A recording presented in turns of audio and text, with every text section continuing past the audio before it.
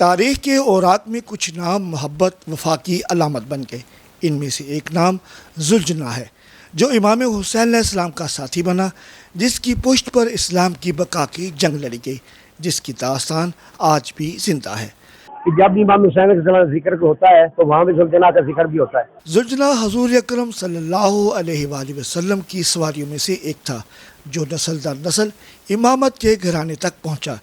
اس کی غیر معمولی رفتار کی وجہ سے اس کا نام ذوالجناح پڑا۔ کو ذوالجناح اس لیے کہتے ہیں کہ ذوالجناح جو ہے وہ پروں والی چیز کو کہتے ہیں، اور جب امام حسین علیہ السلام کے گرد چکر رہا تھا ذوالجناح تو اس کے جو ہے تیر لگ کے اتنے ہو گئے جیسے پر ہوتے ہیں، اس لیے ذوالجناح کو ذوالجناح کہتے ہیں۔ ذوالجناح کی سارا سال خاص اہتمام کے ساتھ خدمت کی جاتی ہے اور اس پر سواری نہیں کی جاتی۔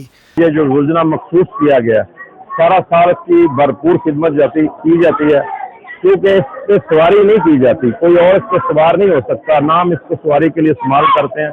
شبیہ ذوالجناح کی برآمدگی سے پہلے اس کی تیاری خاص اہتمام سے کی جاتی ہے۔ اب جب ہم تیار کرتے ہیں ذوالجناح کو تو پہلے سب سے غسل دیا جاتا ہے، اس کو دائنے کان میں اس کو اذان کی جاتی ہے، پھر اقامت کی جاتی ہے۔ پوری دنیا میں عزاداران حسین 9 اور 10 محرم کو شہادت امام حسین علیہ السلام کے موقع پر ذوالجناح برآمد کرتے ہیں۔ یہ وہ سواری ہے جس پر سوار ہو کر فوج یزید کو خطبہ دیا اور دین مبین کی سربلندی کے لیے جام شہادت کی اعلیٰ منصب پر فائز ہو گئے۔